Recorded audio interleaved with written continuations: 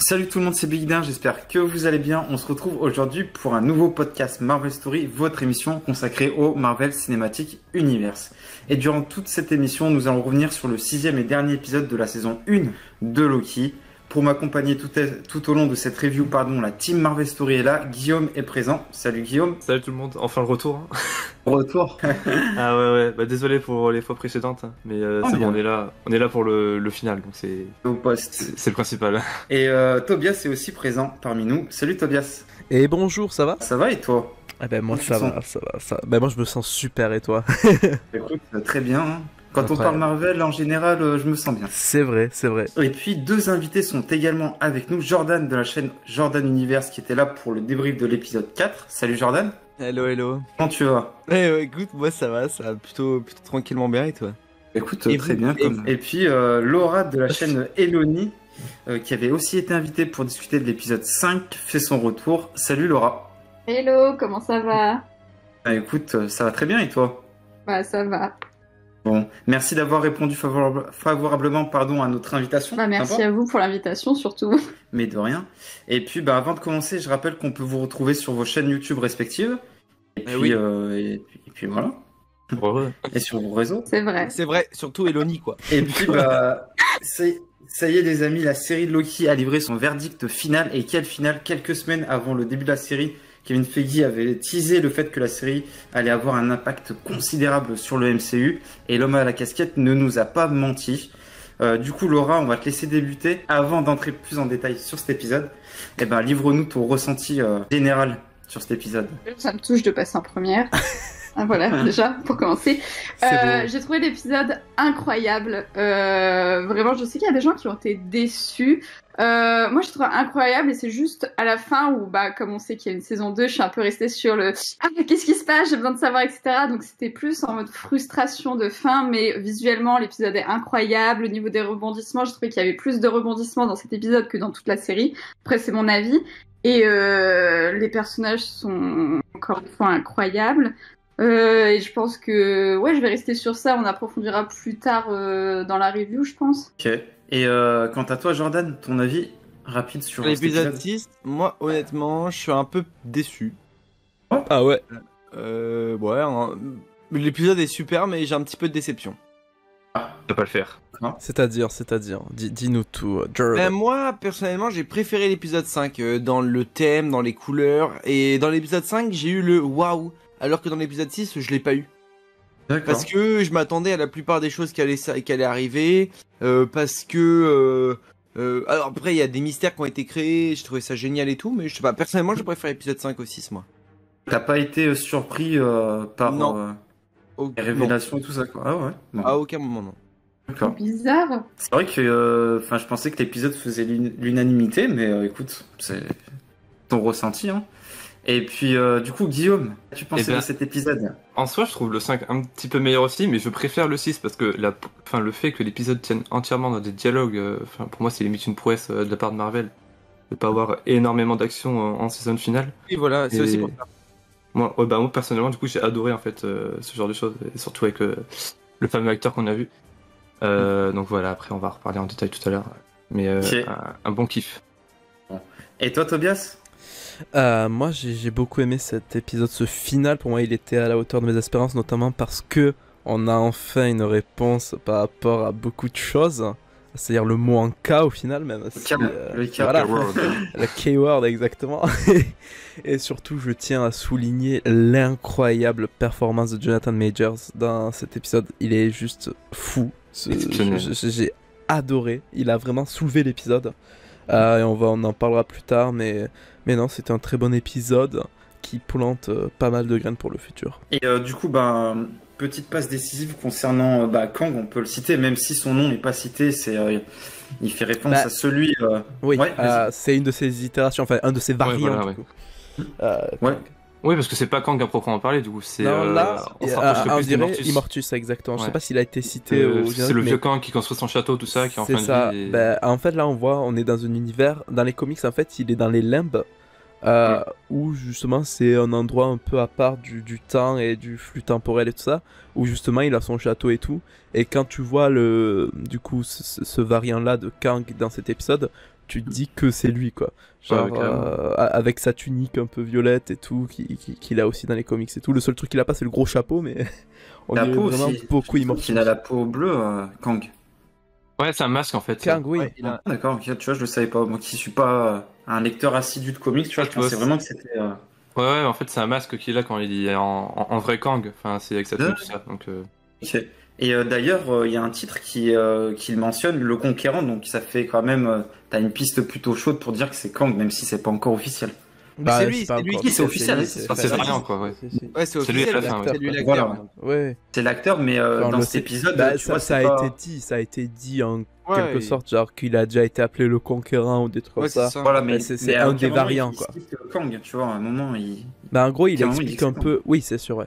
Mais il explique un peu le concept de Kang. C'est-à-dire que, bon, dans le MCU, ça va être comme ça. C'est-à-dire que, en fait, dans les comics, déjà, Kang, bon, c'est un peu compliqué, son personnage, c'est un peu le bordel. Mais il a plusieurs itérations, donc plusieurs versions de lui-même. C'est-à-dire, il y a. Iron Lad, Voilà, il y en a plein. Il y a Iron Lad, Ramatut. il y a Ramatout, il y a le Centurion Écarlate, il y a Kang. Enfin bref, il y a plein de versions de lui-même. Et là, je pense qu'ils vont faire fonctionner ça avec le système de variants, du coup. C'est plutôt intéressant, en vrai, comme façon de faire. Je trouve ça plus clair. Oui, Moi, mais là, il n'y a aucun doute là-dessus que c'est Kang. c'est Kang. Ouais. Enfin, que c'est Moi- une des versions de Kang. Ouais. j'ai un peu peur de me perdre, tu vois, c'est un peu ça qui m'a dérangé avec... Je trouvais que la version de Kang drôle et tout, je trouvais ça pourquoi pas, tu vois, et why not. Mais du coup, je me dis que bon, vu qu'il est décédé à la fin et que du coup, il parle de variants, enfin d'autres Kang, et qu'à la fin, on voit justement que c'est repris par d'autres, et puis même lui le dit que s'il meurt, il y en a d'autres qui seront beaucoup plus forts et qui arriveront enfin, faire la guerre et tout. Ben moi, je sais Ouais. pas, j'ai peur qu'on se perde de savoir, enfin, lequel sera le principal, tu vois, moi je... Ah oui, ouais. Ah, moi, je pense que ça pourrait être. Je suis pas d'accord. Ouais, pareil. Oh, comme d'hab. Vas-y. Non, je suis pas d'accord parce que je pense déjà ça a été très très bien expliqué, je trouve, dans l'épisode par les entre guillemets schémas, mais les explications qu'on a eues déjà au niveau du multivers, ça a été super bien schématisé dans l'épisode. Et l'explication que du coup le monsieur qui n'a pas donné son prénom mais qu'on appellera Kang, je pense. Bon, on peut dire que c'est Immortus. On peut dire que c'est Immortus, je peux dire pense. Immortus, et ben voilà, Ouais. c'est Immortus. Même quand lui il parle, à un moment il explique lui-même un peu la bataille multivers de ses variants et tout, je trouve ça hyper propre, hyper bien expliqué, et je trouvais ça cohérent de commencer par un variant, on va dire, léger pour aller vers du plus dark. Donc ça m'a vraiment pas dérangé, je trouve que justement ça a un peu allégé l'épisode à ce niveau-là. Et sur l'interprétation du coup de Jonathan Majors, le fait que du coup c'est un diplômé en art dramatique et il est passionné de théâtre, et justement là sur cet épisode justement Marvel Studios lui donne entre guillemets, enfin il donne carte blanche sur quelque chose qu'il sait faire, et franchement au niveau Incroyable, de son interprétation c'est incroyable, hein. Mais tu vois, moi je trouve que Tom Hiddleston, qui est très fort quand il donne la réplique, tout ça, il est vraiment trouvé vachement en retrait, du coup, par rapport à ce que Jonathan Majors a fait, quoi. Enfin, Ouais, je suis vraiment, d'accord le avec épisode, Guillaume. c'est du haut niveau, et j'ai très hâte de le voir en vrai Kang plus tard. Ah ouais, Très ça va convaincant sur ses ouais. premières répliques, tout de suite il a su marquer le ton, ouais. Ça aurait été un Et autre acteur, franchement, il je me a- serais fait chier, je pense. Il a un jeu un peu cartoonesque dans ce rôle-là, j'ai trouvé. Enfin, je sais pas Et si un vous peu voyez dans la peu surenchère, ouais, tu vois, c'est la ça, mais je surenchère, mais trouve que ça le fait positive. bien. C'est un peu comme le génie d'Aladin, vous voyez. Enfin, Ouais, ouais. moi, c'est ça que ça m'a fait penser à ça. Mais moi, je je trouve n'avais que pas c'est l'air trop qu'il bien. était vraiment méchant, ce Kang. Ah non, mais il est pas C'est méchant. je Mortus, pense. il est C'est- enfin, il est un peu, Il est un peu a vécu sage, toute entre sa vie, guillemets, du coup, quoi. il connaît tout, il est sage, ouais, voilà. Après, moi c'est ça qui ça m'a un peu surpris, du coup. J'avoue que c'est l'une des surprises que j'ai eues, c'est que de le voir en mode Eddie Murphy, je sais pas, il m'a fait penser à Eddie Murphy, moi. Et tu vois, je sais pas, ça m'a surpris ça. Après, j'étais pas forcément pour ou pas forcément contre. Mais moi, je trouvais que dans son personnage et dans son costume et dans son truc, je sais pas pourquoi, il me faisait penser au collectionneur.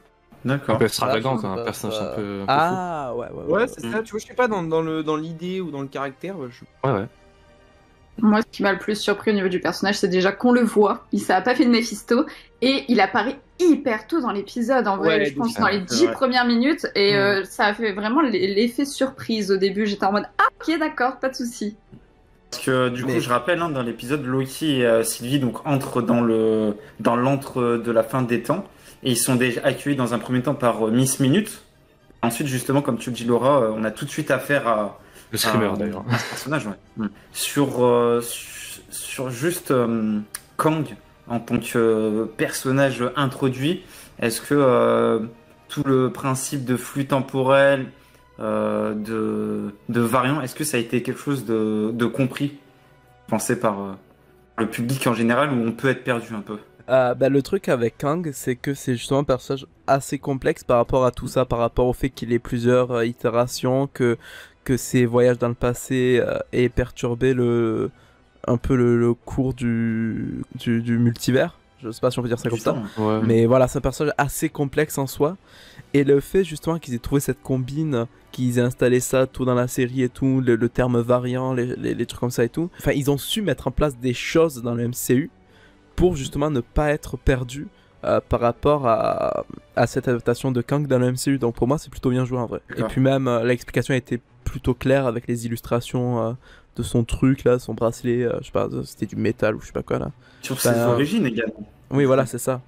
Que du coup, alors si j'ai bien compris, hein, j'ai vu l'épisode qu'une seule fois, mais à la base, c'est quelqu'un qui vient de la planète Terre. Oui, c'est un scientifique qui étudie je ne sais plus quoi et qui justement a découvert les autres univers en même temps que ces autres variants découvraient les autres univers et ils ont fini par se rencontrer. Et au début c'était paisible, sauf qu'il y en a qui ont voulu défendre leur monde, si je dis pas de bêtises, et que c'est comme ça qu'est née en gros la guerre du multivers. Voilà. Et justement, le fait que ce variant cherche entre guillemets un remplaçant, moi c'est quelque chose qui m'a assez surpris au départ, le fait qu'il propose à Loki et Sylvie de prendre sa place parce que soi-disant il serait fatigué d'avoir ce rôle. Votre point de vue sur cette justification de la passation de pouvoir?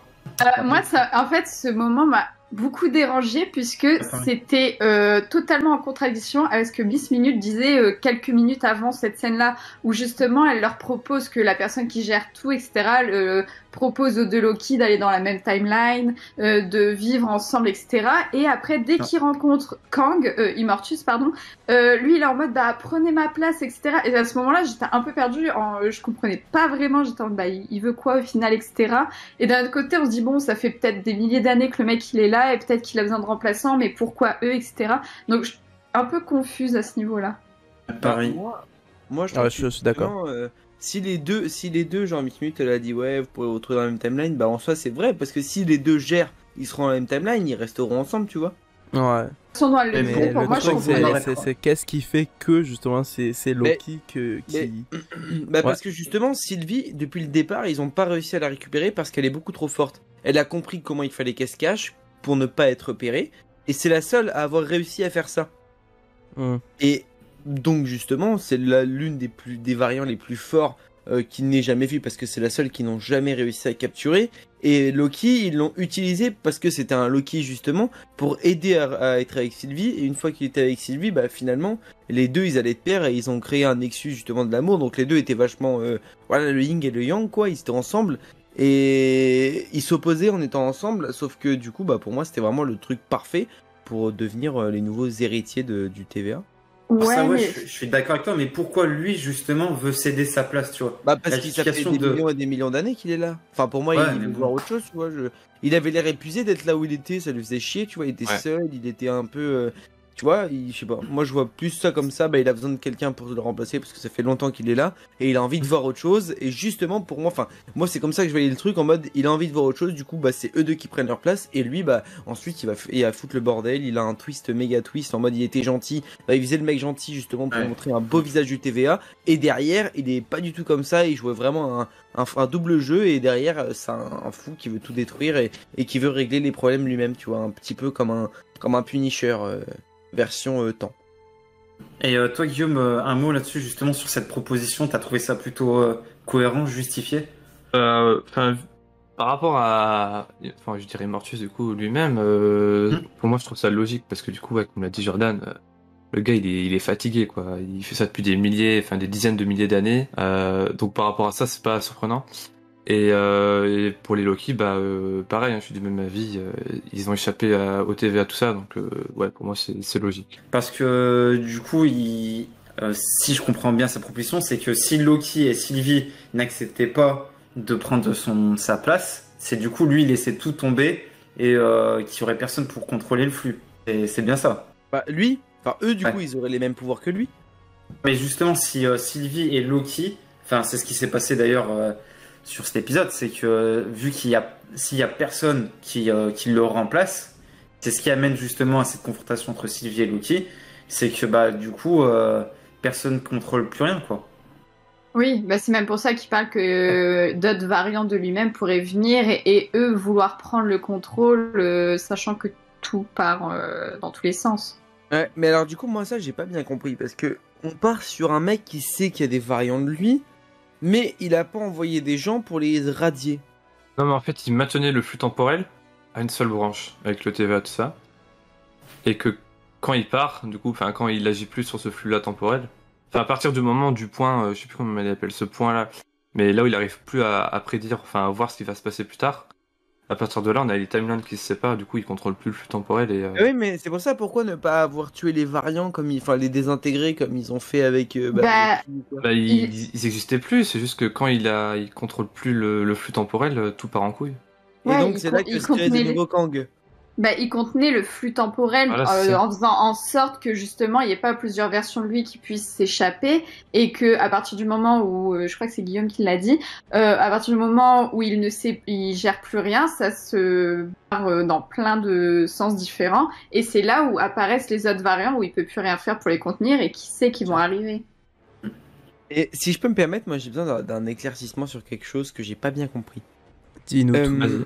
Dans l'épisode, et moi je trouve que cet épisode par contre il était vraiment mindfuck, genre comparé aux autres séries et tout, je trouvais que vraiment le mystère, en fait on théorise pas à chaque épisode, mais on théorise de façon plus complexe, tu vois, il y a des choses qu'on n'arrive pas à trouver de réponse alors que au WandaVision on avait plusieurs pistes et on pouvait trouver des réponses, etc. Et là je trouve que beaucoup moins, genre par exemple le moment où Loki est renvoyé dans le TVA et c'est Sylvie qui le renvoie. Pourquoi à partir de ce moment-là, eh bien le TVA a changé.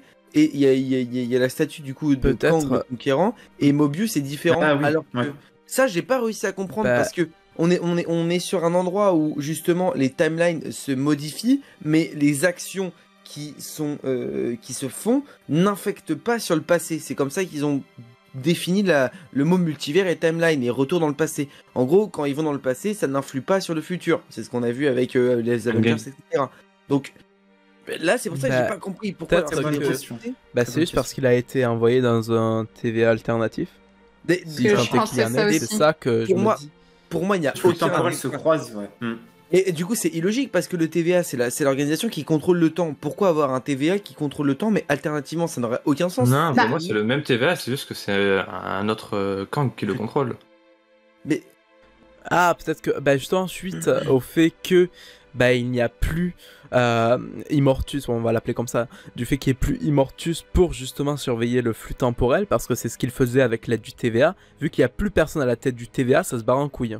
Et donc, pour moi, la plupart des variants a pris le contrôle du TVA. Ok, et du coup, ça partirait sur. Ils ont fait une razzia de cerveau comme ils ont fait au tout début avec Mobius et tous les variants. Et du coup, c'est pour ça que Mobius ne se rappelle pas de Loki. De Loki, c'est ça. C'est ça, ouais. Ok. Parce que pour moi, le TVA, il peut pas y en avoir par oui, univers, exactement. parce que c'est un endroit hors du temps, c'est hors dimension. C'est... On n'a qu'un TVA, Je suis d'accord avec toi. Soit ça, ou alors ça veut dire que la personne qui a pris la nouvelle personne dont on ne sait pas qui, ou peut-être une autre version de donc Kang, est revenue au début de la création du TVA, puisqu'en soi il contrôle le temps, il peut revenir à la base de la création du TVA, changer le début, et en fait le temps s'est passé normalement, mais avec une histoire différente du TVA. Mais depuis le début, c'est ce qu'on voit dans les films Avengers, c'est que peu importe s'ils vont dans le passé, ce qu'ils font, ça n'affecte pas sur le futur. Oui, mais après, ça crée des nouvelles branches, ça n'affecte pas sur la timeline principale. Donc ça crée des branches et des plusieurs timelines, donc c'est pas possible du coup. Après, Loki, il était dans la zone même où le temps, il était dans, je sais même pas comment on appelle ça, je trouve pas mes mots, mais la forteresse, je sais pas, et il a peut-être été envoyé dans une des branches et pas dans la branche où il était de base. Oui, mais il y a qu'un seul TVA, pas plusieurs. Un seul TVA, ouais. Oui, c'est vrai. Donc, normalement, il y en a qu'un seul. C'est compliqué. Normalement, il y en a qu'un seul, mais peut-être que justement avec la chute d'Immortus, ça a été instantanément. Enfin, il y a eu des conséquences de façon instantanée. Mais la théorie de Guillaume, j'y crois plus. Comme quoi, qu'il y ait quelqu'un qui qui serait venu du coup et qui aurait rasié les cerveaux. Ça du coup, c'est sûr que c'est Kang, parce que la statue qu'on voit à la fin, c'est la tenue de Kang. Ah oui, bah oui, c'est sûr. Et puis du coup, c'est ça que je trouvais intéressant justement en voyant ça, c'est que du coup on a une sorte de teasing de Kang finalement, parce qu'on a vu un faux Kang qu'on ne verra plus, et du coup on a un teasing en mode on l'a vu, on est content parce que tout le monde l'attendait, et bam, direct après on voit vraiment un Kang avec en statue qui en impose, enfin en tout cas j'ai trouvé qu'il en imposait avec les costumes du comics, donc on sait qu'il sera méchant et pas le petit rigolo du coin. Ouais, clairement. Parce que du coup j'aimerais qu'on parle de Loki et de Sylvie. Ouais. Comment vous les avez trouvés sur ce dernier épisode, sachant qu'il y a eu le fameux bisou, mais qui voulait du coup pas dire grand chose puisqu'elle en a profité pour éjecter Loki. Sur cette relation, sur ce 6e et dernier épisode, votre avis là-dessus? Aïe. Commence. Je vais dire aussi aïe. Vas-y, dis aïe. Il y a des Tu veux commencer? Non, vas-y, je te laisse. Moi, je veux dire aïe, puisque comme j'avais dit, du coup, la semaine dernière, pour l'épisode 5, je suis pas une grande fan de la relation Loki-Sylvie de base. Et le bisou, j'ai trouvé que c'était... Bon, il est fait au bon moment, j'ai envie de dire, mais après...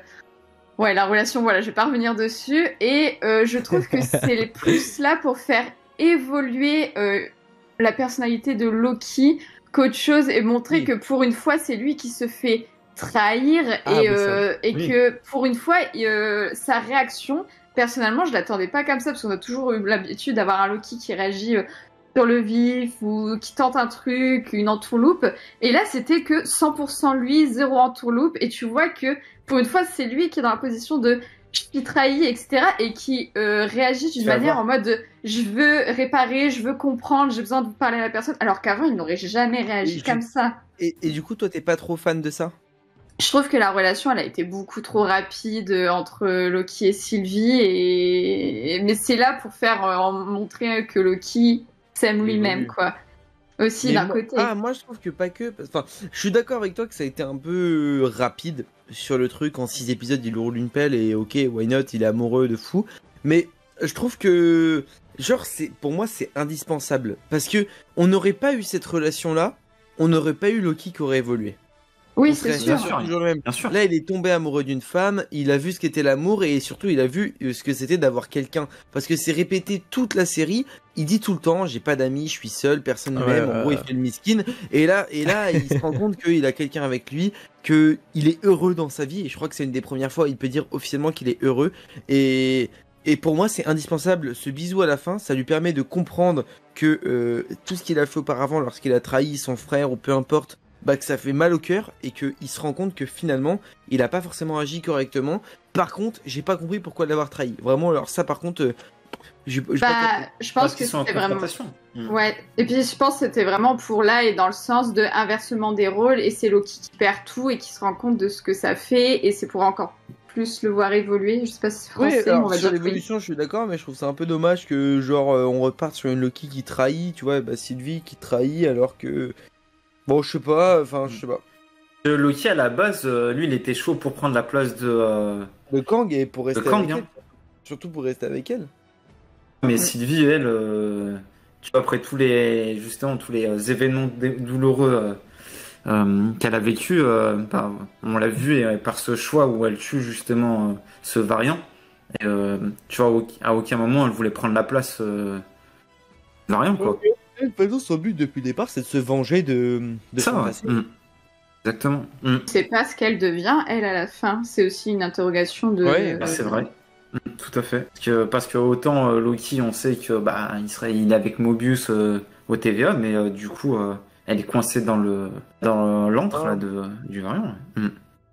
Je sais pas si quelqu'un veut en parler, mais moi j'avoue un truc, c'est que ça m'a chagriné de voir Mobius qui reconnaît pas Loki. Je trouvais que... Ah oui, pareil. Ouais. J'ai trouvé ça nul, genre il a pas d'évolution Mobius, j'ai trouvé ça un peu nul. Mais quel enfer, c'est trop triste.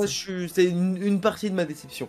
Mais ça va être en plus, on le voit vraiment très peu. Mais ça, ça va pas rester indéninément comme ça, je pense. Moi je suis content parce que ça veut dire qu'on va peut-être revoir Owen Wilson dans la saison 2. Ah je pense. J'adore cet acteur donc... D'ailleurs, la saison 2, est-ce qu'on a des idées de quand elle sera diffusée?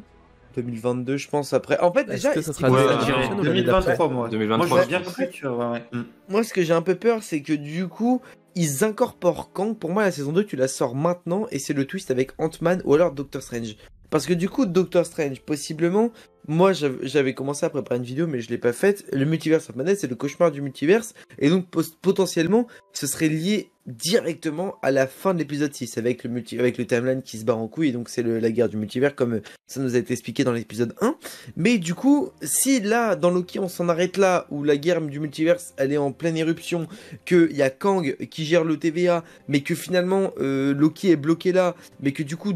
En parallèle, Doctor Strange se passe directement après ça au même Spider-Man No Way Home, parce que potentiellement c'est peut-être aussi grâce à Loki que il y aura les plusieurs Spider-Man ou même tous les méchants présents dans No Way Home, avec les branches et Time-Man, tout ça. Donc finalement, je trouve que pour moi le mieux aurait été de le balancer maintenant. Donc je sais pas vraiment comment ils vont faire, si la saison 2 sera la suite vraiment de cette saison 1, ou si la saison 2 sera la suite et l'aboutissement de Doctor Strange 2 ou de Spider-Man No Way Home. Je pense que ça va être la suite, mais du point de vue de Loki. Ouais. Genre après les événements. Une sorte d'alternative, quoi. Je pense déjà qu'on va avoir comment dire, une ellipse du coup avec les événements de tout, enfin avec Strange 2 tout ça. Et je pense que ça va reprendre après avec Loki. Ils vont peut-être raconter ce qui s'est passé de leur point de vue, mais après ça va repartir sur la suite et je pense qu'on va revoir Kid Loki tout ça. Après, il y a moyen qu'on croise Loki dans Doctor Strange 2. Moi, je crois fort. Il y a une grosse rumeur en plus qui persiste là depuis quelques jours. D'ailleurs, que Marvel Story vous avez relayé sur le fait que Loki pourrait très fortement être dans le cast de Doctor Strange 2. Moi, j'avoue que ça me ferait plaisir de croiser un petit Loki dans Doctor Strange 2. J'avoue, je crache pas dessus. Plus il y a de monde, plus on rit, hein, j'ai envie de dire. Oui, voilà. Mais d'ailleurs, moi, pour le moment, j'ai quand même l'impression que par rapport au cast qu'on a vu, qu'il y aurait potentiellement Spider-Man dans Doctor Strange 2, qu'il y aurait potentiellement... dans Wanda, je crois que c'était officialisé, je sais pas. Oui. Wanda, oui. Wanda officiel, donc j'ai l'impression une petite Civil War quand même. Hein. Bon, Civil War dans le sens où il y a beaucoup de héros, je parle juste de ça, pas dans le mood de Civil War. Dans le sens où il y a beaucoup de héros, mais que c'est pas un film Avengers, quoi. Exactement, voilà. Ouais, je vois. Comme Civil War, il y a eu. Pardon.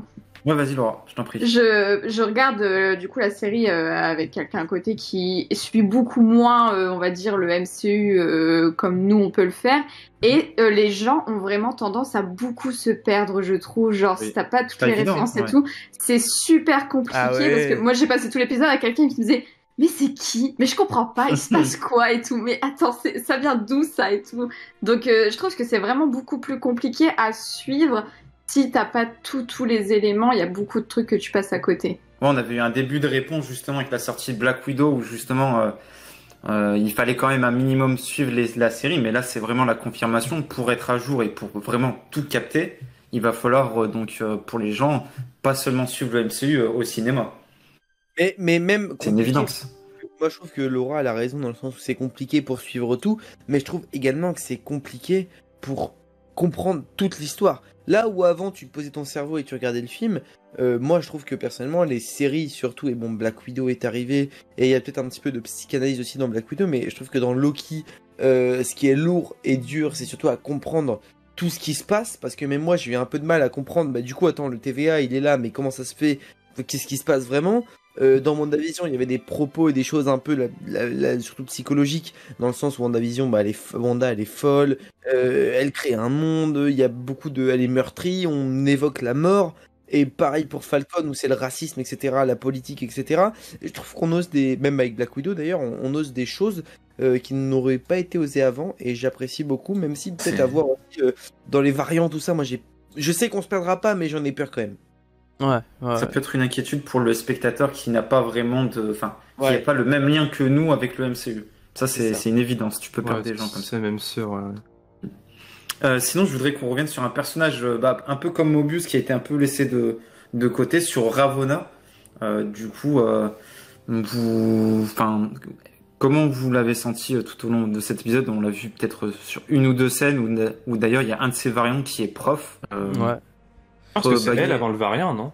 Ouais, c'est elle avant le variant. C'est elle avant qu'elle devienne le variant. Oui, parce qu'elle a le stylo. Elle a le stylo que Mobius tient. Ouais, elle a le stylo. Et donc ça vient de là? Ouais. Mais le truc que je comprends pas, c'est les intentions de Ravonna, du coup. Ravonna, elle est pas claire. Enfin, oui, mais surtout, j'ai l'impression que ça fait aucun sens. Genre, ce que j'ai compris, c'est genre, bon, je sais pas pourquoi je suis là, mais il doit bien y avoir une raison. Et j'ai l'impression que c'est ses seules intentions, mais vraiment. Je pensais qu'il y avait un lien qui allait se faire justement avec le variant de Kang, tu vois, mais au final, rien. Bah après, c'est possible qu'il y ait toujours un lien et qu'elle rencontre un autre variant et donc le vrai Kang et que c'est là qu'apparaisse la vraie relation, du coup. Mais du coup, je me dis, est-ce qu'il n'y a pas quelque chose de caché? Parce que vraiment, ça fait aucun sens si juste elle est là et qu'elle donne sa vie pour le TVA juste parce qu'elle se dit que potentiellement, si c'est là, c'est qu'il y a une raison. Genre, je sais pas. Ouais, je rejoins ton avis. Je sais pas si vous l'avez compris comme ça, mais moi, c'est ce que j'ai compris. Parce que vraiment, c'est pas clair, quoi. Moi, je rejoins ton avis et il y a aussi... Pardon. Non, vas-y, Laura. Je disais, je rejoins l'avis de Tobias. Et moi, il y a aussi le truc avec Miss Minute et Ravonna. Ça m'a vraiment aussi mindfuck où j'étais en... À ce moment-là, j'ai douté savoir s'il y avait vraiment que Immortus à la tête. Parce que Miss Minute a été vraiment... Pace dans cet épisode et Ravonna j'ai compris dans le truc aussi de je suis là, il doit y avoir une raison, j'ai besoin de connaître la raison et parce que ça n'a pas servi à rien ce que j'ai fait et puis goodbye, je pars à la chasse aux indices quoi. Voilà, genre limite elle s'en fout d'avoir été manipulée ou de s'être fait tout simplement enlever limite elle cherche un sens, elle a besoin d'avoir un sens de ce qu'elle a fait en fait. Et, moi, même pas de savoir pourquoi elle est là quoi. C'est bizarre quand même. Moi perso je trouve ce personnage inutile. Soit il est bien géré et c'est divinement bien géré ou c'est vraiment mindfuck, mais moi je trouve qu'il est inutile et mal géré, genre. Bah faut voir. Pour moi, il sert à rien dans le sens où un coup on lui dit t'as l'impression qu'elle sait pas vraiment qui est les gardiens du temps. Un coup, bah finalement elle est allée les voir dans le sous-sol à un moment donné dans le début d'un épisode et donc elle sait très bien qu'ils n'existent pas vraiment parce qu'elle les voit se découper, elle est pas choquée donc elle a forcément déjà parlé à Kang et Enfin, moi, il y a des trucs que je comprends pas. Elle se barre en plein milieu, tu sais pas pourquoi. Tu sais mais pas ça, où je pense que c'est trop gros pour pas que ce soit expliqué plus tard. Je pense pour moi, c'est saison 2, elle va avoir un rôle important. Je pense qu'elle va rejoindre Kang, du coup. Oui, je pense que c'est plus la mise en place du personnage, mettre les bases, et puis sur la saison 2, on aura beaucoup plus d'explications. Ouais. Mais du coup, moi, je me dis, c'est entre-temps, qu'est-ce qu'ils vont faire? Enfin, genre, qu'est-ce qui va se passer entre-temps? Parce qu'ils vont pas stagner sur cette intrigue-là, je pense. Je me dis, est-ce que les films vont jouer sur la saison 2 ou est-ce que la saison 2, tu peux l'avoir après avoir vu la saison 1 normale? C'est ça aussi que je me pose comme question. Ouais, je sais pas, la saison 2, ça va être compliqué à suivre parce que si faut que tu vois Doctor Strange 2, Spider-Man 3 et tout, ça va être la merde. Ouais, c'est ça, va falloir attendre. Déjà, je pense que Spider-Man sort avant, donc je pense que ça va pas mal nous aider. Et puis, je pense que Spider-Man va pas forcément se durer... lors de cette TVA et tout de Loki, va plus être en parallèle de ça, mais peut-être que la fin nous teasera Doctor Strange et donc en rapport avec Loki, pour moi. Ouais, mais je pense aussi que au début de la saison 2, il y aura un précédemment de tout ce que dans la saison pour bien lier le tout MCU en général. Oui. Si Marvel suit vraiment après au niveau des comics, il y a moyen qu'il y ait des trucs qui soient reliés avec les Eternals parce qu'il y avait vraiment beaucoup d'éléments qu'on retrouve dans l'histoire des Eternals. Ça faisait longtemps ça, Laura. Ouais, non, mais... je fais ma propagande, je vous jure qu'un jour il y aura une autre vidéo. Mais non, mais c'est vrai, sur les Eternals. Non, mais faut souligner que c'est vraiment aussi un truc qu'on n'a pas encore vu à l'écran. Et genre, Elliot, etc., c'est vraiment relié à l'univers normalement des Eternals dans les comics. Donc je me dis, en vrai, il y a moyen que tous les films qui arrivent soient reliés au TVA. Ah, qui sait, c'est possible. À voir. Et c'est incroyable en fait. Le fait que Kang aussi est annoncé pour Ant-Man et la guêpe Quantumania. C'est une attente. Ouais. Donc ça va être... je pense que... à voir si Loki saison 2 prend place avant ou après en termes de sortie ciné. Hein. Je pense que ça serait plus logique que ce soit avant. Ouais. Genre comme ça serait un long teaser. Enfin, genre, je sais pas, je trouve. Conclure justement sur Ant-Man. Parce que justement, dans Ant-Man 3, on aura Kang. Ça peut être en parallèle alors. On aura peut-être Iron Lad aussi dans Ant-Man 3, hein, du coup, vu qu'il y aura... Tu auras Cassie Lang mais plus âgée et qu'elle a eu des relations avec lui et tout, donc... Moi j'ai énormément de mal à savoir si, admettons, la saison 2 de Loki se passe après Ant-Man. Je trouve que du coup le Kang qu'on a là il servira à rien à Ant-Man, il n'a pas de lien direct ou quoi. Si c'est le Kang qu'on a vu à la fin ou peu importe quel Kang, je sais pas, non, c'est sûr avec Ouais, c'était Laura qui voulait parler. Je disais, pour moi, Loki saison 2 sera après Ant-Man sûr, puisque moi je vois bien dans Ant-Man, en fait, l'arrivée, entre guillemets, au pouvoir du vrai Kang, genre qui essaie du coup de rejoindre la tête du TVA, je sais pas si c'est clair, mais du coup que ça sera en parallèle avec la fin de Loki saison 1. Moi, je vois bien plus l'inverse, moi. Dans la saison 2 de Loki, Kang prend le pouvoir et voilà, il galère et Loki est exterminé. Et enfin, pas exterminé, mais en tout cas, il est renvoyé. Enfin bref, il va se passer un truc avec Loki. Et justement, dans Ant-Man, c'est la conclusion de il est au pouvoir. Et maintenant, ça va chier. Il va falloir essayer de le contrer. Et c'est pour ça que pour moi, il deviendrait le méchant. Et là, Ensuite, paf, Avengers exactement, 6, Avengers 5. 5. Sachant qu'en plus, on n'a pas eu de teaser pour Avengers 5.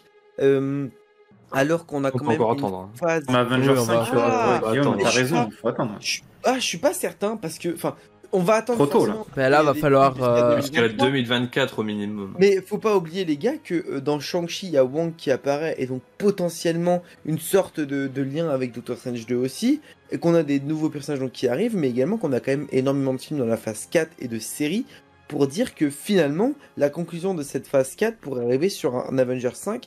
Pas forcément un film de la hauteur d'un Infinity War Endgame, mais je pense qu'on peut avoir un petit Avengers 5 après tous les films qui ont été Là, je sais pas. Que ça soit c'est trop. Parce que il y a plein de choses qui auraient pu être traitées en film Avengers comme Secret Invasion ou même des trucs avec Kang qui au final vont pas l'être, enfin du moins au début.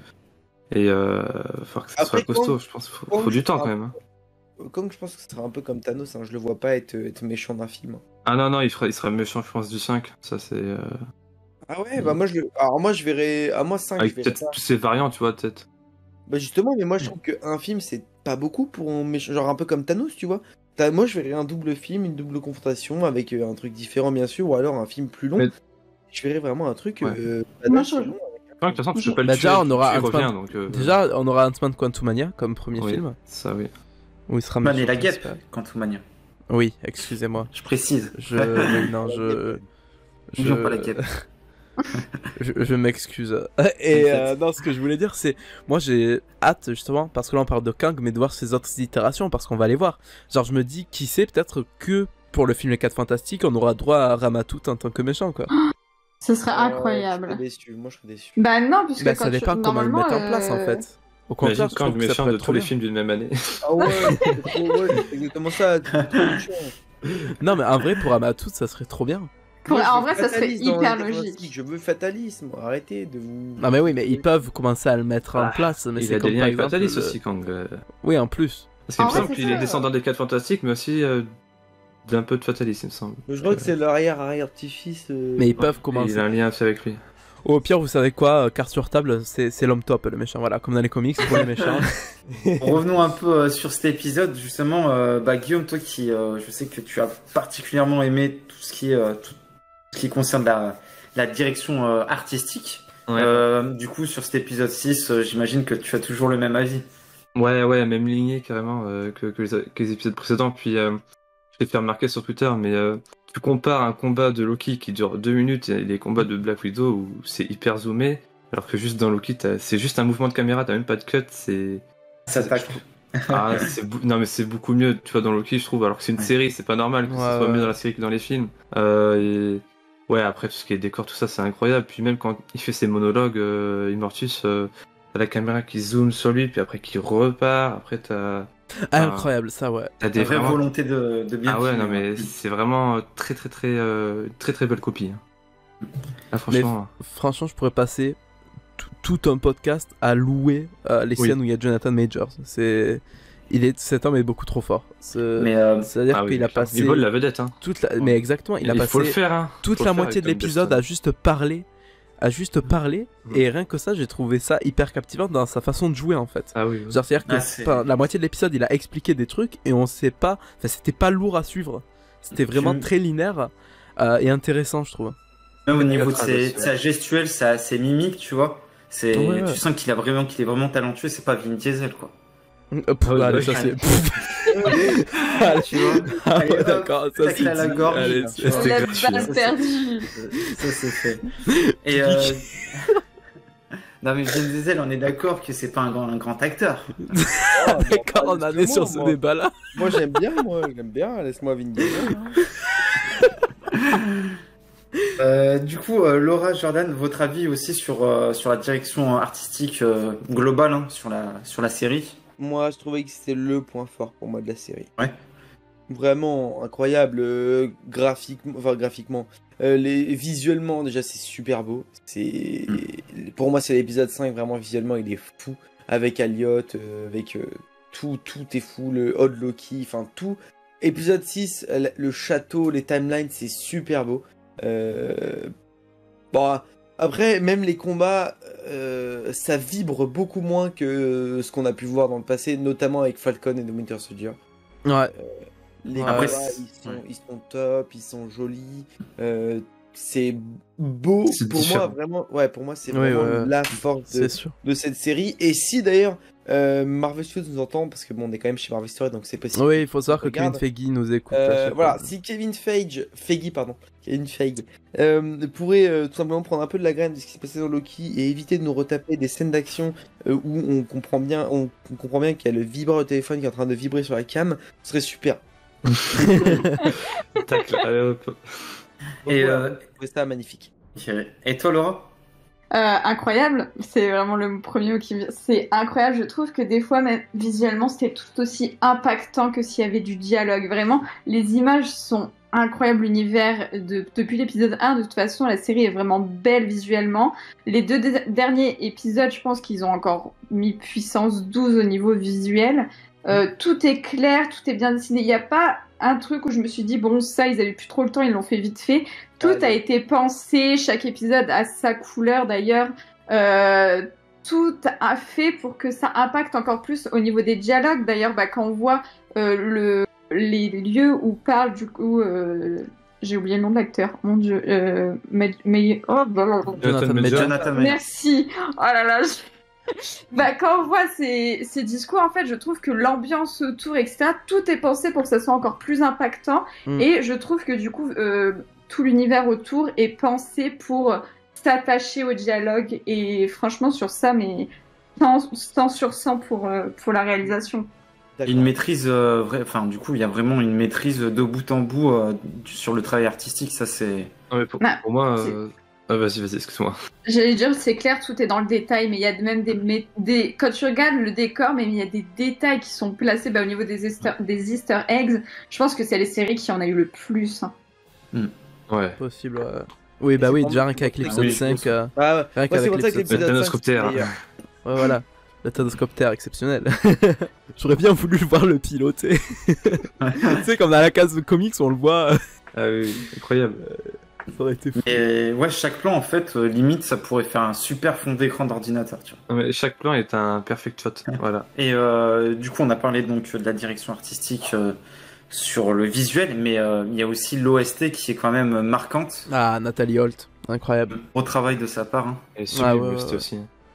J'ai vu qu'il y avait des gens qui la voulaient pour faire la BO des films Star Wars. Ouais. Ça serait fou en vrai. Ça rapporterait un peu de renouveau. Hein. Ouais, puis je sais pas, il y a une ambiance très très piou-piou, très laser dans sa musique et tout, et je trouve que ça irait. Piou-piou.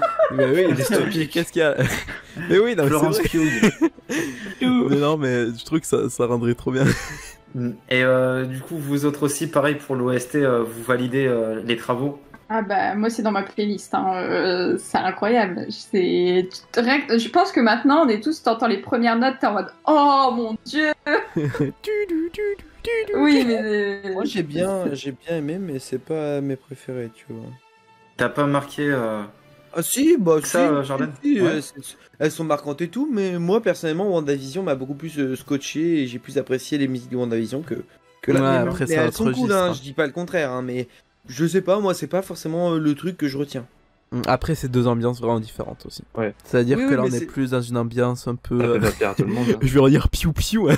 Mais j'ai pas d'autre terme. ça me fait penser Et- aux musiques des bords d'arcade. Oui, aussi. Et là Ah, où. bon, de la petite maison dans la prairie, moi. Dans WandaVision, c'est beaucoup plus un truc années 50, un peu, je sais pas, je sais pas si vous voyez un peu La le jeu sitcom. Fallout, des trucs comme ça. Enfin voilà, vraiment des.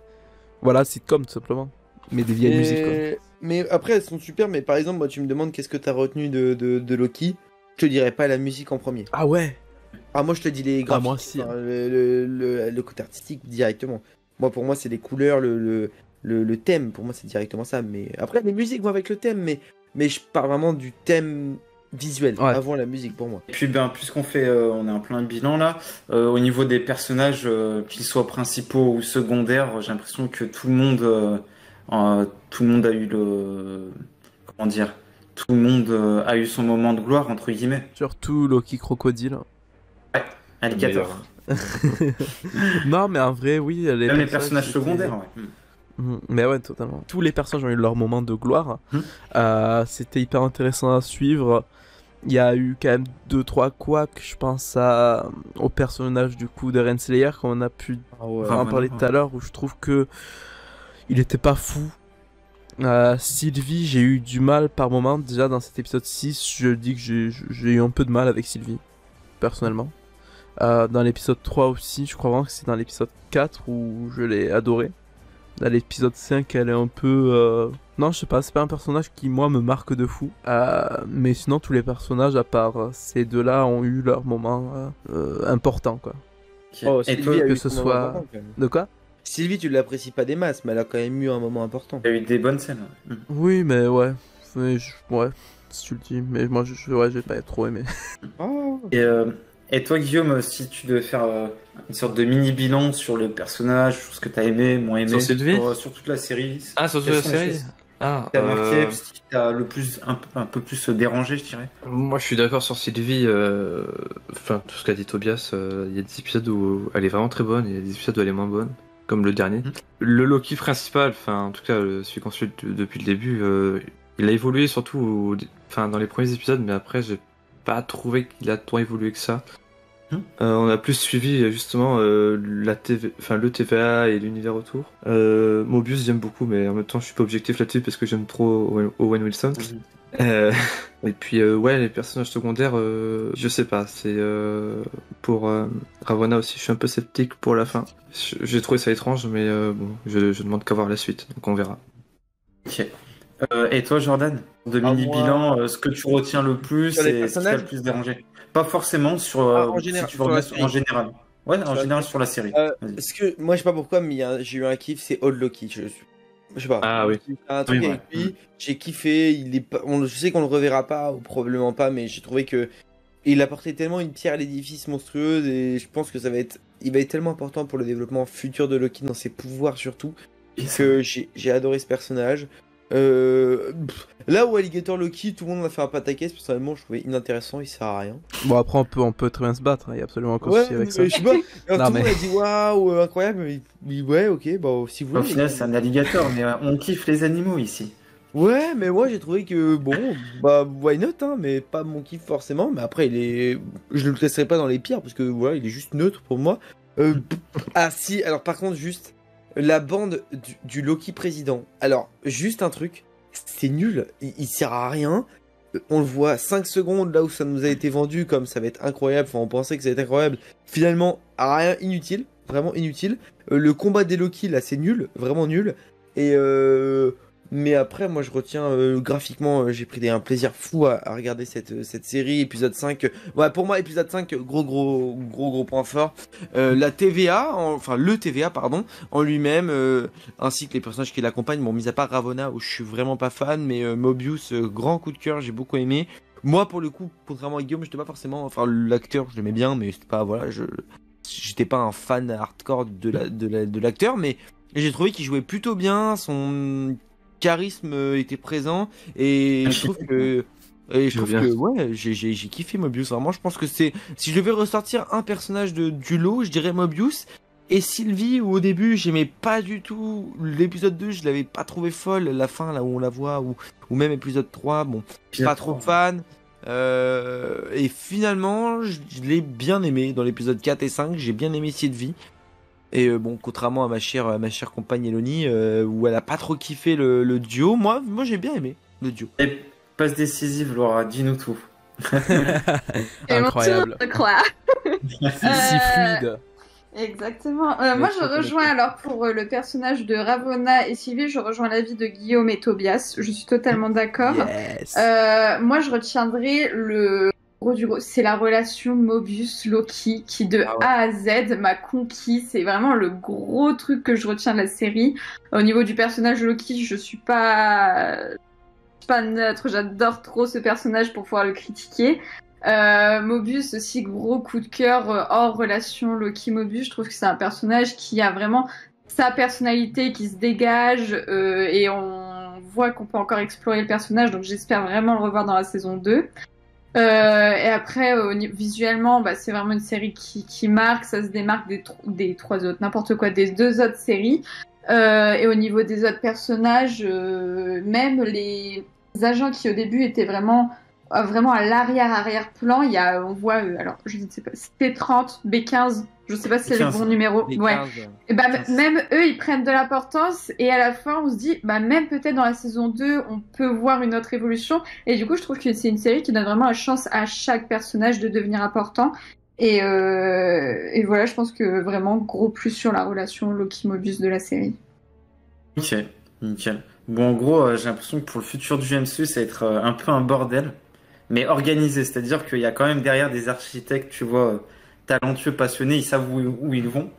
Donc ça va être intéressant de suivre ça. Et moi, je voudrais faire un petit lien avec Spider-Man No Way Home.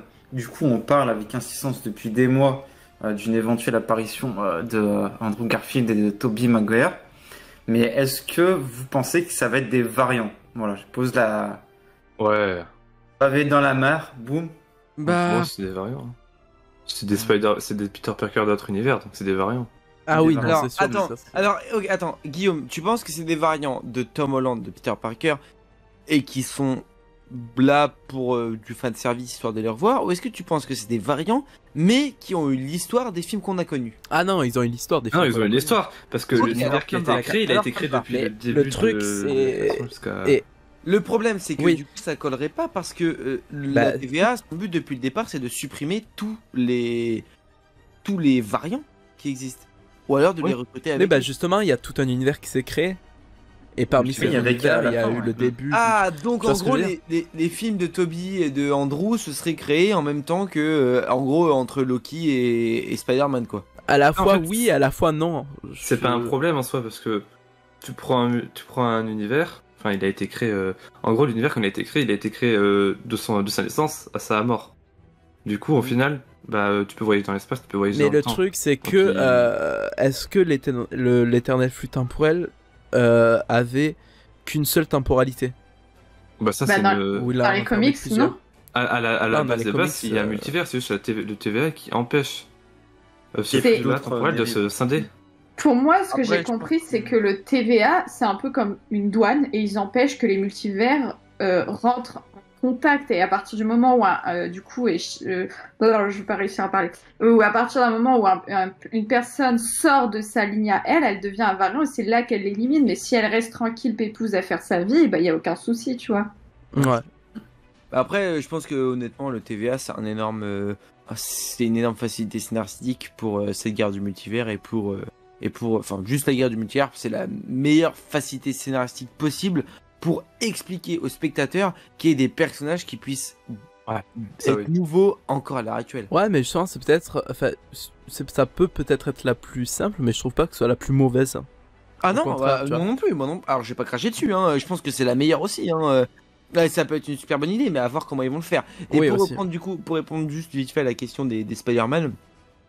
Moi, je pense que vu comme on est parti et dans Loki, c'est plus ou moins clair que chaque personnage peut avoir plusieurs personnages, ça s'appelle donc des variants. Pour moi, Toby et Andrew seraient des variants de Tom Holland. Mais après, ça me dérangerait pas que ce soit des variants du moment qu'ils ont l'histoire qu'ils ont eu dans les films. Ils ont les variants. Immortus, il appelle variant toutes les autres versions de lui des autres univers. Mais oui, donc ça se trouve, pour Andrew, Tom Holland, c'est un variant d'Andrew, tout comme Toby, c'est un variant de... Voilà, bien sûr, mais qu'après, je m'en fous de ce variant de sûr. C'est juste en mode, moi, je veux par contre, s'ils les mettent, tant mieux, mais s'ils les mettent, faut qu'ils aient l'histoire qu'ils ont eu dans les films, et pas qu'ils les mettent juste pour avoir un gros fanservice en mode, regardez, on vous les a mis, mais finalement, c'est pas du tout un peu comme Quicksilver dans...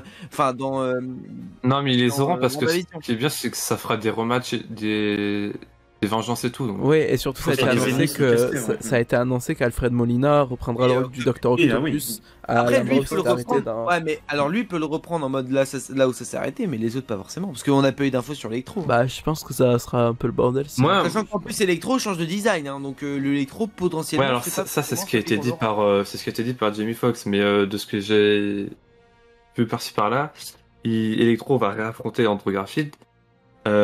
Octopus va réaffronter comment il s'appelle, notre cher Tobey Maguire. Oui, ouais. Et Tom Holland va s'occuper surtout du bouffon vert de William Dafoe. Il est là parce que pour le moment il n'y a rien dessus. Il sera là. T'inquiète, on a tout. J'ai l'impression qu'il y a des indices qui n'ont pas été dévoilés chez Marvel Story. Non, les gars. En Ça, tout cas, c'est le je suis, secret professionnel, bien sûr. Exactement. Je suis content, j'ai lancé un super débat. De toute façon, le débat va revenir, donc je préfère bien sûr. le lancer dès maintenant. Et puis, ouais, vas-y. Bah, mais juste pour moi, Loki, c'est vraiment Loki, c'est les variants et ça va être, on va en avoir comme les Skrulls à revendre, on va en avoir tout le temps. Pour moi, des variants. On va avoir des variants à l'appel. Ah ouais, pour moi, ça va être Et c'est un concept qui est simpliste, qui est bien à comprendre, donc. Ouais, mais je veux pas qu'ils en abusent non plus, tu vois. Genre. Ah oui. Par exemple, que ce soit la porte ouverte à tout, en fait, c'est ça. Ouais, et tu vois, on a pris l'exemple, par exemple, de Spider-Man. Mais pour Thor 4, on pourrait prendre l'exemple de Jane Foster qui devient Thor. Est-ce que ce sera la Jane Foster qu'on a connue ou est-ce que ce sera Mikey Thor, un variant de Thor? Non, je pense qu'on l'a dit en celle qu'on a connue, je pense. Ah, j'espère. Mais j'ai peur qu'ils fassent trop de. Ah bah lui, regarde, c'est un variant et tu l'as pas vu avant. Et il vient d'arriver avec la guerre du multivers. Donc tu vois, j'espère qu'ils vont pas trop en abuser parce que ça me dégoûterait un peu du truc. Oui, c'est vrai que je suis d'accord, ça ferait trop de simplicité. C'est ça, il faut que ça reste correct. Quand on a besoin, tu l'utilises. Pour les 4 Fantastiques, ça peut être une super bonne idée. Pour les Spider-Man, c'est la meilleure idée. Pour les 4 Fantastiques, je pense pas que ce soit une bonne idée. Non, mais si on veut revoir les anciens, ou je sais pas, ou les X-Men, ou peu importe. Tu vois, justement, pour les X-Men, moi, ça me. Alors, ça, par contre, j'en veux pas, tu vois. Ah, mais j'ai variant, Hugh Jackman en Wolverine, je le veux. Ah non, franchement. Je sais, mais je sais que ça se refera pas et je sais que voilà, mais moi c'est lui. Et pour le kiff, ouais. Ah ouais. Et même pourquoi pas, même Professeur Xavier et Magneto, je trouve que c'est deux bons acteurs qui avaient bien joué le rôle. Et les revoir pour moi ce serait un plaisir. Peut-être en caméo. Après les X-Men, honnêtement, pour le moment, il n'y a pas vraiment d'infos sur ça. Enfin, on sait qu'on va les revoir, les mutants, mais on sait pas comment ni quand. Je pense qu'on peut oublier cette idée. Juste pour revenir sur ce concept de variant, je pense que du coup la série What If va être introduite comme ça, genre ça va être des variantes de l'univère principal. Ah mais du coup la série va devenir canon ou pas au final? Va devenir, du coup elle a toujours été pour moi je pense. Enfin, dans les faits, et je pense que du coup Captain Carter est une variante de Peggy Carter. Mais ça va faire ça sur tous les autres je pense. Moi je rejoins l'avis de Guillaume sur ça. Ah, moi je serais nul, enfin je serais pas d'accord du tout, ça me ferait chier parce que. Moi aussi, le fait que ce soit de l'animation, rien à voir, voilà, on est d'accord. Ah bah ouais, mais Star Wars le fait très bien, donc moi je vois pas le problème.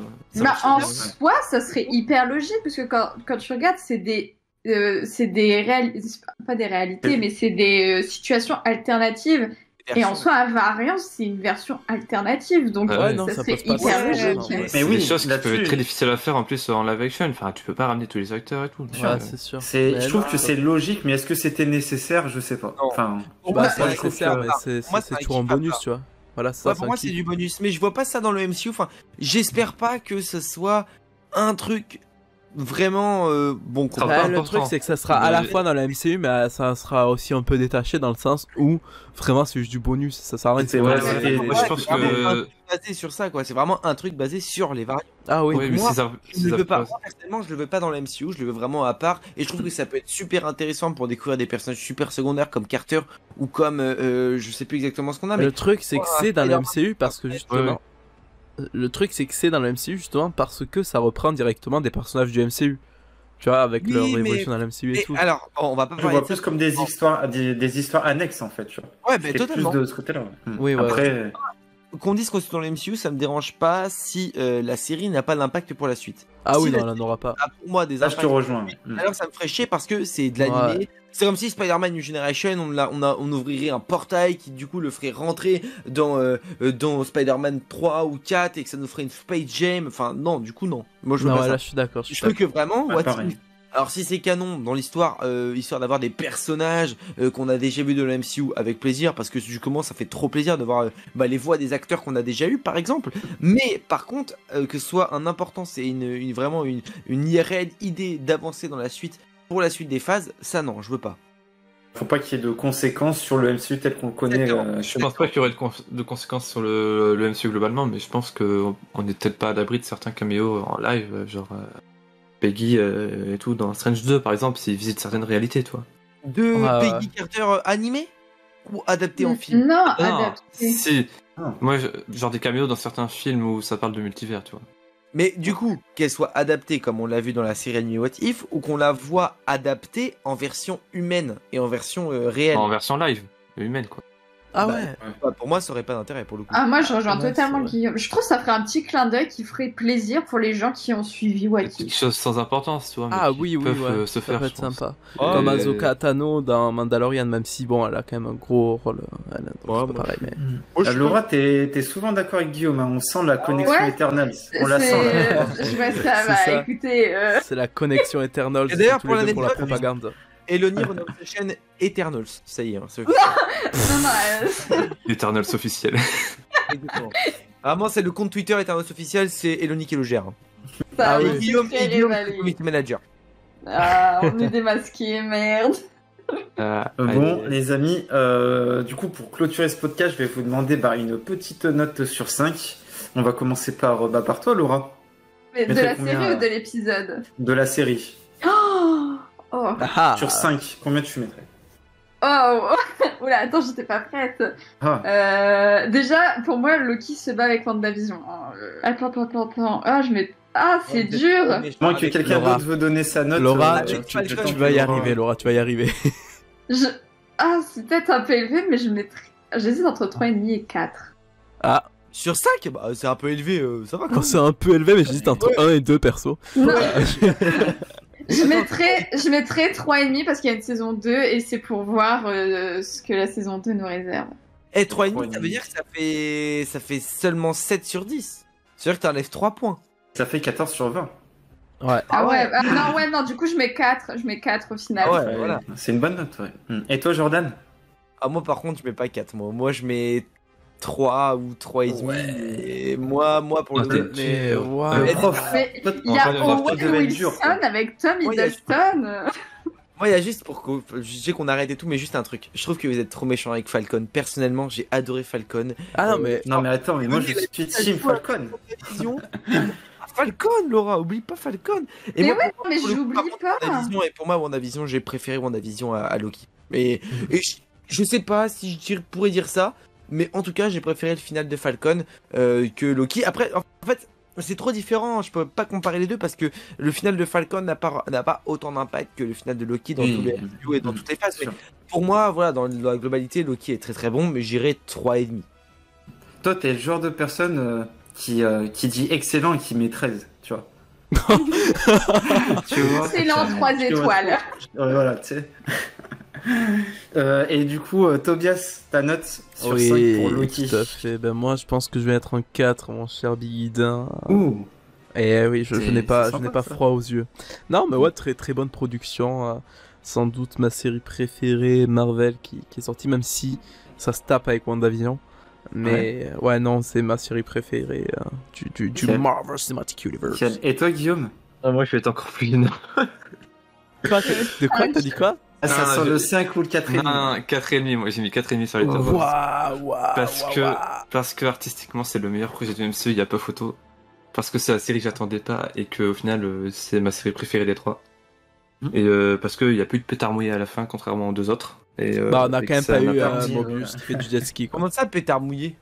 Ouais, pétard mouillé en mode t'attends un gros truc puis au final t'es déçu. Genre dans Falcon, t'attendais un gros truc à la fin et tu l'as pas eu? En soi, Falcon, c'est surtout au niveau des antagonistes que j'ai eu beaucoup Et de mal. Carly qui est pas... Ouais, ça pour Carly, ça, c'est tu vois, à la ok. fin je me dis... Sharon ah, aussi, Sharon. Ouais. Non en fait. Et Sharon aussi, ouais, gros... Ouais, non, gros- c'était... Et WandaVision c'est pareil, enfin, je m'attendais à un truc un peu plus imposant et au final... comme la série. Donc voilà. Non, Ok, un bon 4,5. 4,5 pour Guillaume. Ça fait un petit Ok. 18 sur 20 si je suis encore bon en maths. Allez, moi, Moi- je fais mes notes parce qu'artistiquement c'était fou quand même, je dirais 3,75. Ah, Non, mais Et sur 20, ça rajoute 2-3 points, les gars. bientôt ça va être C'est vrai. 7,83. C'est ça. Non, mais si on le laisse commencer, on n'a pas fini. non, stoppez-le. Et du coup, moi, je vais dire 4,5. Je vais rejoindre l'ami Oh Guillaume. là là, mais incroyable. Moi, vous savez, hein, je suis très généreux. Hein. Mais Ah, c'est vrai, ouais, t'es quelqu'un de 4,5 généreux. parce qu'au final, en fait, je mettrais pas 5 à cause de l'épisode 3 qui... Ouais. J'ai dit la même chose, j'ai oublié de le dire, tu vois, mais la Mantis. La Mantis, l'épisode 3 un peu à rallonge, où justement ils auraient dû en profiter pour faire avancer l'intrigue et gagner aussi en réponse. Et je trouve que c'était un peu l'épisode, entre guillemets, bouche-trou, tu vois. Donc voilà. Bon, bah je pense qu'on a fait le tour de ce podcast. Carrément. Yes. Et bah écoutez, c'est la fin de cette émission. On espère que vous avez passé un bon moment en notre compagnie. Prochaine série qui arrive, donc c'est What If, série animée. Pas sûr qu'on fasse de review hebdomadaire là-dessus. Non, ça- Donc on en fera peut-être Voilà. une À la fin de la saison. Ouais, voilà, en récap. Mais vous inquiétez pas, il y a d'autres émissions qui arriveront. Comme d'habitude, je le rappelle, si ce n'est pas déjà fait, n'hésitez pas à nous suivre sur nos réseaux sociaux, la chaîne YouTube, ainsi que les plateformes d'écoute où vous retrouverez toutes nos émissions. Sans oublier notre site internet marvelstory.fr. Merci à nos deux invités du jour, donc Jordan et Laura, d'avoir été là. C'était cool. Ouais, merci à vous, c'était très très C'était cool. un régal de pouvoir rencontrer Guillaume aussi. Ah. C'est vrai, c'est vrai. Ouais, c'est vrai J'ai que envie de dire, jamais, parce ouais, que c'est vrai. j'ai plein de problèmes et tout. Même si j'ai quand même l'impression que c'est mon opposé. Dans tous les avis, c'est mon opposé. Pas tous Vous les avez opposés, posé ça. on a été d'accord sur des choses, mais. Moi, ça m'a Mais fait c'est plaisir. ça qui rend le débat. J'ai eu un soutien tout le long. Ouais, c'est vrai que... Carrément. Eternals. Et puis, bah, n'hésitez pas à suivre leurs péripéties sur leurs réseaux sociaux et Oui. puis sur leur contenu YouTube. Et puis, comme d'habitude, Guillaume, Tobias, un réel plaisir d'être avec vous. Merci d'avoir été là. Bah, De même. miroir. Pas de soucis. Et puis, bah, on vous dit à très vite. Ciao, ciao. Ciao.